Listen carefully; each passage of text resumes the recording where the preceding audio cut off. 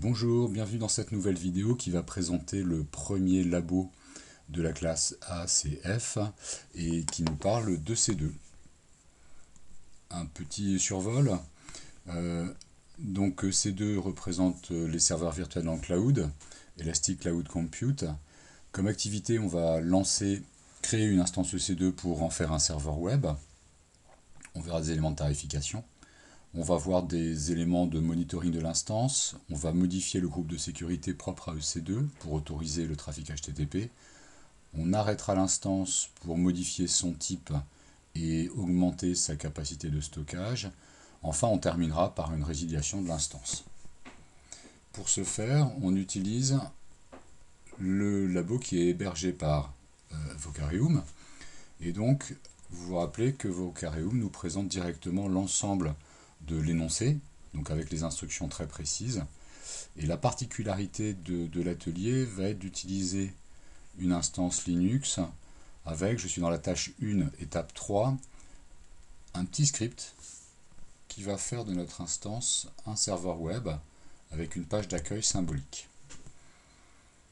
J'ai déjà lancé la console Amazon, donc je vais me positionner dessus. Et j'ai déjà une instance en cours d'exécution, donc là je suis sur le tableau de bord EC2, je vais cliquer sur les instances. Donc j'ai déjà une instance, je me suis échauffé un petit peu, et donc je pars vraiment sur les instructions de l'atelier, à savoir lancer une instance. Donc lorsque je lance une instance, j'ai un assistant en 7 étapes. La première étape consiste à choisir une AMI, donc une image de machine Amazon. Dans le panneau gauche, on voit que par défaut, il nous propose une quarantaine de machines, donc notamment en fait les Amazon Linux 2, qui ont notamment la particularité d'être facturés à la seconde et non pas à l'heure. Donc il y a des Linux proposés par Amazon, d'autres Linux, Red Hat, SUSE, Ubuntu, et également du Windows. Vous pouvez également parcourir la place de marché, donc vous avez des entreprises qui proposent des AMI, et puis les AMI de la communauté. Donc, conformément à l'atelier, je m'en tiens à l'atelier, je retiens l'Amazon Linux 2 AMI, que je sélectionne. Dans la deuxième étape, il s'agit de choisir les caractéristiques matérielles de l'instance EC2 qu'on est en cours de configuration. Donc actuellement, il est positionné par défaut sur une T2 micro avec un CPU virtuel, 1 Go de mémoire, des performances réseau modérées, et le stockage, on le verra en étape 4, il est dissocié de la machine. Donc là, vous avez une liste qui propose en fait toutes les configurations matérielles possibles, imaginables.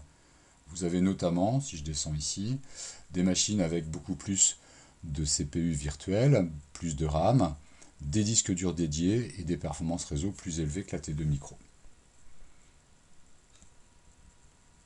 Dans le cadre du labo numéro 1, c'est bien la T2 micro qui est retenue. Alors, tant qu'à faire, on peut aller voir des éléments de facturation, donc on trouvera très facilement des références à la tarification EC2 sur Internet. Et donc je me suis positionné sur la feuille officielle qui parle de la tarification Amazon EC2. Donc actuellement, dans le cadre des labos, il y a plusieurs types de tarification. On est sur une tarification non pas au prix du marché, qui sont des instances spot, mais à la demande. Et donc si on regarde la tarification des instances, on peut regarder combien va nous coûter une T2 micro à l'heure. Donc on va descendre. Alors c'est une T2 qui héberge du Linux, donc on va se mettre sur la région où on se trouve. On est en l'occurrence en Virginie du Nord, par défaut pour Vocarium. Et si je descends, je devrais rapidement trouver la T2 micro. Elle est là. Donc il y a une reprise, un réaffichage de ses capacités matérielles essentielles, et elle coûte donc 0,0116 $ américains de l'heure, tout en rappelant que une Amazon Linux 2 est tarifée à la seconde. Alors le prix dépend de la région, c'est-à-dire que le prix actuellement sur la région France, Paris, est de 0,0132 US $. Je reviens sur mon assistant. Donc là, je retiens effectivement la T2 micro et je vais partir dans les détails de l'instance. Donc là, il y a beaucoup d'éléments de configuration, mais peu sont abordés par le laboratoire. Le laboratoire donc, nous demande de lancer qu'une seule instance, de ne pas demander un prix spot. Puis, il a créé, dans son contexte, un VPC spécifique. Donc il nous est demandé de créer la machine dans ce VPC spécifique. Donc c'est le laboratoire numéro 3, l'atelier numéro 3 qui va parler plus spécifiquement des VPC. Et en l'occurrence, on va laisser le fait qu'il va placer le C2 dans un sous-réseau public constitué de 256 adresses, dont un certain nombre sont réservées pour les besoins d'Amazon. Ensuite, le laboratoire nous demande simplement de protéger, d'activer la protection contre une résiliation accidentelle. On verra surtout tout à la fin du labo lorsqu'on va résilier l'instance. Et puis, il nous demande également de coller le petit script qui va faire de notre instance EC2 un serveur web. Donc installation d'HTTPD et puis ensuite une page symbolique ici. Le disque dur est à part. Donc ici, en l'occurrence, ça va être un volume EBS. On va garder les valeurs par défaut, à savoir 8 Go de taille, et puis un volume à usage général de type SSD. Donc on a d'autres types. Il faut aller voir les caractéristiques matérielles de l'EBS. Donc évidemment, l'EBS ne fait pas partie des 0,0116 $ de l'heure, c'est une tarification à part, avec des éléments de tarification à part. Ça sera l'objet du laboratoire numéro 2. On remarque simplement ici que la case cochée correspond au fait que le volume EBS, donc concrètement le disque dur qui est rattaché à notre C2, va être supprimé en même temps que la résiliation de notre machine. Donc évidemment, il suffit de décocher et à ce moment-là, le volume ne sera pas supprimé lorsqu'on résilie l'instance. On aura toujours les données dans notre volume. On ajoute une balise. Donc là, de manière systématiquement, il est suggéré de rajouter une balise name. Donc c'est un tableau associatif, un clé valeur, qui permet notamment de mettre une valeur qui va repérer facilement notre instance. Donc je vais mettre Certa là-bas. On va configurer maintenant le groupe de sécurité. Donc conformément au laboratoire, il nous propose en fait de renommer le groupe de sécurité qui est en cours de création par l'assistant pour avoir un nom un petit peu plus parlant. Donc je vais l'appeler Web Server SG. Je vais le mettre également à la description. SG, c'est pour Security Group, pour faire rapide. Et en l'occurrence, le labo nous précise qu'on n'aura pas besoin de faire un accès via SSH à l'instance. Donc on peut retirer la règle. Donc je retire la règle. Et puis, c'est tout. On est juste averti qu'on ne pourra pas accéder à l'instance puisque le port 22 n'est pas ouvert. Dernière étape, on vérifie. Donc là, il nous remet sous forme de panneau les différents éléments de configuration qu'on a choisis de manière précédente, puis on peut lancer l'instance. Conformément au fait qu'on n'a pas besoin de se connecter à l'instance, on n'a pas besoin de clé privée. Donc en l'occurrence, Vocareum fournit une clé, mais dans le cas de cet atelier, on va pouvoir continuer sans perte de clé. Donc la connexion via une clé à une instance EC2 sera abordée dans le laboratoire numéro 2, lorsqu'on va modifier notamment le volume EBS. Je lance l'instance. Donc l'instance est en cours de lancement. Je vais revenir sur le panneau EC2, ici. On peut éventuellement partir sur le journal de lancement, mais là je m'en tiens au labo. Et donc actuellement, on a bien une T2 micro qui s'appelle CertaLab 1, qui est en cours de démarrage sur la zone Virginie du Nord, premier data center 1A. Alors, la console est souvent pas à jour en termes d'affichage, donc n'hésitez pas à la rafraîchir. Elle est toujours en cours de démarrage. Je vais revenir sur la description ici, c'est les informations générales. On voit qu'elle dispose déjà d'une IP publique ici. Elle dispose déjà d'une IP privée. Donc ça sera essentiellement dans le labo 3 qu'on verra la différence. En tout cas, elle est publique. Je rafraîchis. Voilà, elle est en cours d'exécution, running. Et donc, je vais pouvoir estimer que ma tâche numéro 1 du labo est terminée. Et je vais aller voir la tâche numéro 2. Donc je reprends l'énoncé et je descends sur la tâche numéro 2. Donc on a fait tout ça déjà. Ça va vite en fait. Alors dans la tâche numéro 2, il nous donne quelques éléments de monitoring de l'instance. Alors il y a peu d'éléments. Donc en fait on les voit directement dans l'énoncé, puisque on le verra juste après, mais dans Action, en fait, on a un sous-menu qui nous permet de voir le journal système de démarrage de notre Linux, avec notamment l'installation du service HTTPD. Et puis on peut voir un instantané de l'écran de notre serveur, comme si on était devant le serveur. Bon, bah c'est juste pour l'idée, donc ça conclut, on va dire, la tâche 2. Hein. Congratulations. Donc, je vais juste vous montrer.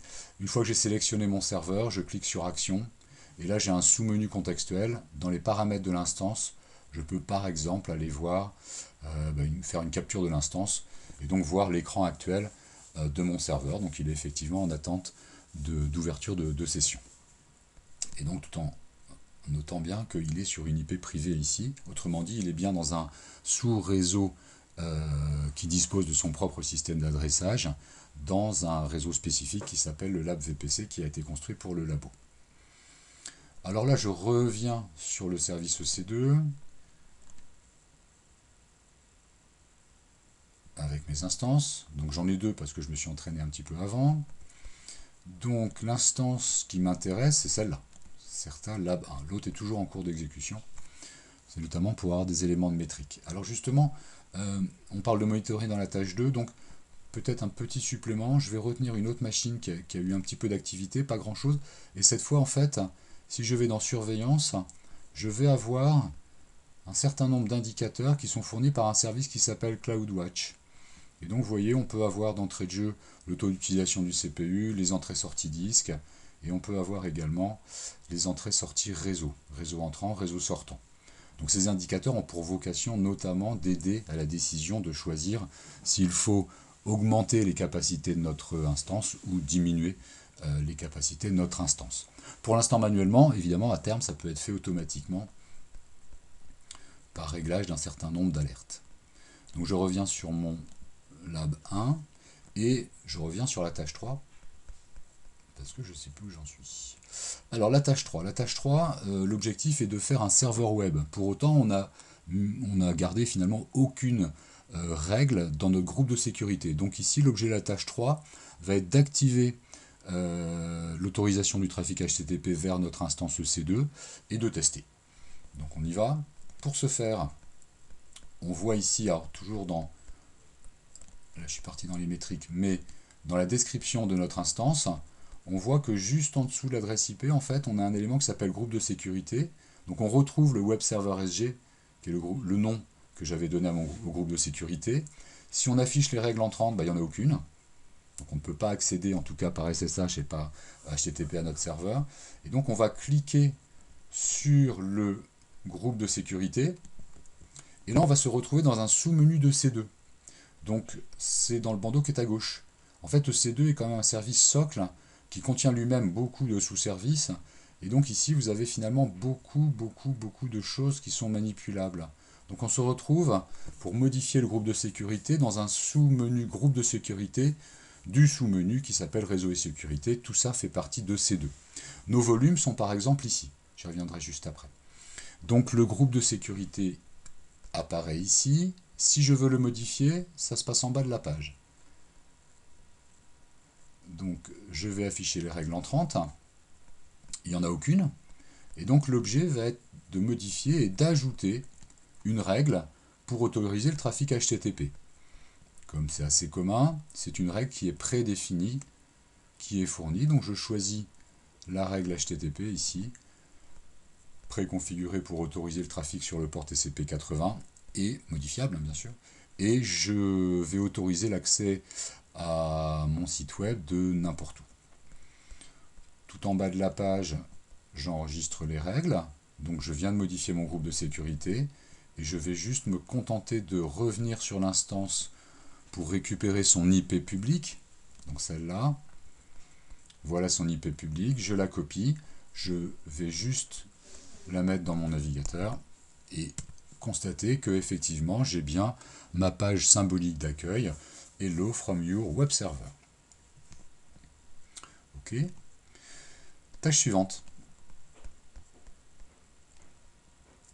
Dans la tâche 4, il nous propose de, après cet aperçu entre guillemets que notre instance est sous-calibrée, too small ou surutilisée, trop large, à ce moment-là, on va arrêter l'instance et on va la redimensionner. On va redimensionner deux choses. Le type d'instance, on était parti sur une T2 micro, on va retenir une T2 small dans le cadre du labo. Et puis le volume EBS de 8 Go, on va le basculer à 10 Go. C'est très symbolique. Donc pour ce faire, il faut d'abord arrêter l'instance. Dans le cadre du labo, ce n'est pas une modification à chaud. Donc on arrête l'instance, donc elle est en cours d'arrêt, ici, donc évidemment le site web n'est plus accessible. Donc elle va passer de stopping à stopped. On actualise, elle est toujours en cours d'arrêt. Donc tant qu'elle n'est pas définitivement arrêtée, en fait on n'a pas accès à la modification de son type. Donc on attend quelques minutes. Voilà, elle est stoppée. Et dans le menu action, je vais partir dans les paramètres de l'instance. Et là, il est possible de changer le type d'instance. Donc c'est actuellement une T2 micro. Et là, je peux modifier. Dans le cadre du labo, il nous propose de passer à une T2 small. Une T2 small à 2 Go de RAM et non pas un seul giga de RAM comme une T2 micro. Donc T2 small. Et puis j'applique. Voilà, elle est passée en T2 small, mais pour l'instant, elle est bien arrêtée. Remarquez que son IP public a disparu. Pour les volumes, je vais aller dans le sous-menu volume, donc son disque dur. Si je regarde les volumes, ils apparaissent ici, et donc je dois avoir un volume qui porte le même nom que l'instance. Il est là. Donc il faisait 8 Go, et donc mon objectif, enfin l'objectif de l'atelier, est de l'augmenter, action, modifier de volume, et on va passer de 8 Go à 10 Go. Donc dans la foulée, on pourrait également changer les caractéristiques hardware du disque dur. Là, ici, on reste toujours sur du SSD à usage général, mais il y en a d'autres. Donc, typiquement, les magnétiques, les provisionnés, c'est-à-dire des débits garantis, etc. Avec une tarification à chaque fois qui est propre.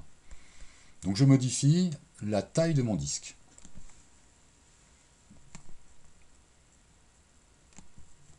Ok, on voit ici, encore une fois, que il peut être nécessaire de rafraîchir, enfin ou pas, c'est pas très important à vrai dire, mais de rafraîchir l'affichage. Voilà, mon disque est passé à 10 Go. Donc je vais revenir sur mon instance, et là, elle était arrêtée. On va la redémarrer. Donc, état de l'instance. Ah, j'en ai pas sélectionné, vous voyez ici. Hop. État de l'instance, et je la démarre. Donc elle va passer en pending, en cours de démarrage. Et puis à un moment, il va y avoir une IP qui va lui être attribuée ici. Public.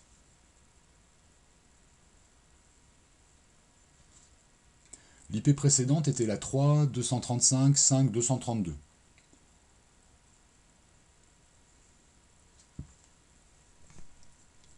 On actualise. Voilà les running. Et on constate que la nouvelle IP, elle a changé d'IP à la faveur du redémarrage, est de 3.219.35.168. Si on veut avoir une IP fixe, à ce moment-là, je vous montre la manip, ça ne fait pas partie du labo, c'est dans un sous-menu réseau et sécurité de C2, on va dans IP élastique, on demande à allouer une IP, en l'occurrence je vais le prendre dans le pool Amazon, il y a d'autres options,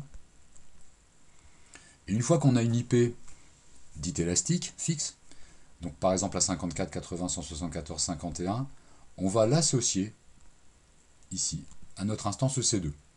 Donc on pourra l'associer à une interface réseau, mais ce n'est pas l'objectif de l'atelier. Et donc ici, on va choisir l'instance qui est l'instance CertaLab 1. Et je valide.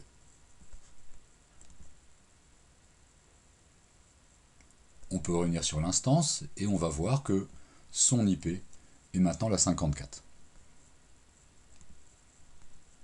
Voilà. Donc ça veut dire que on peut l'arrêter, changer la taille du disque, changer l'instance, et quand on va la redémarrer, elle aura la même IP que juste avant l'arrêt. Voilà pour la tâche, et un peu plus, numéro 4. Tâche numéro 5, il s'agit d'explorer les limites EC2. Alors c'est vraiment de la pure observation, donc il suffit de cliquer sur limite et puis de lire.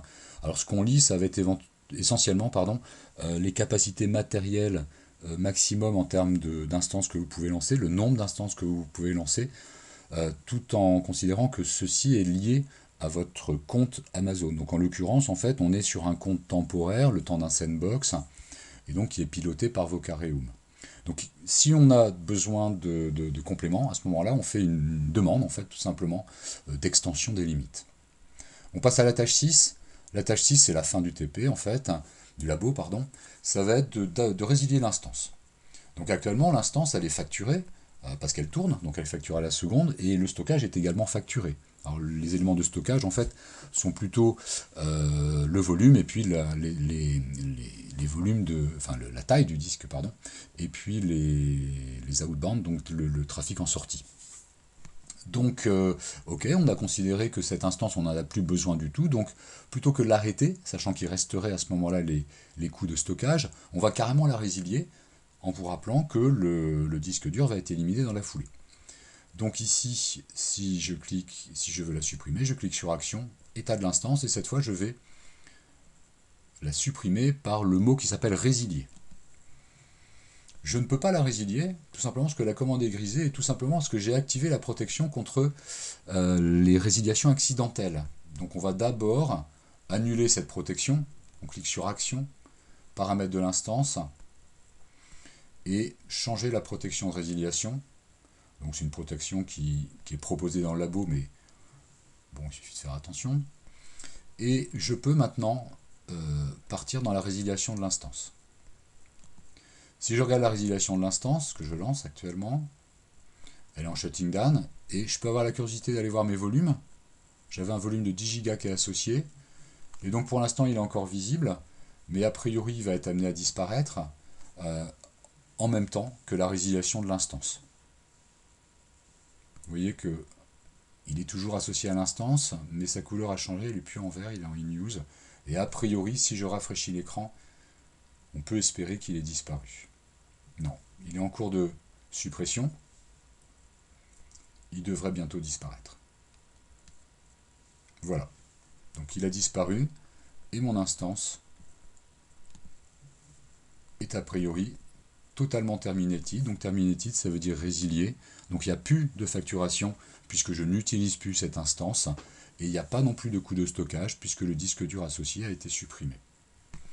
Fin de ce premier laboratoire. À bientôt pour la vidéo suivante qui parlera du laboratoire numéro 2, EBS, donc Blockstore, et qui donnera l'occasion de se connecter via SSH à une instance. Bonne fin de journée!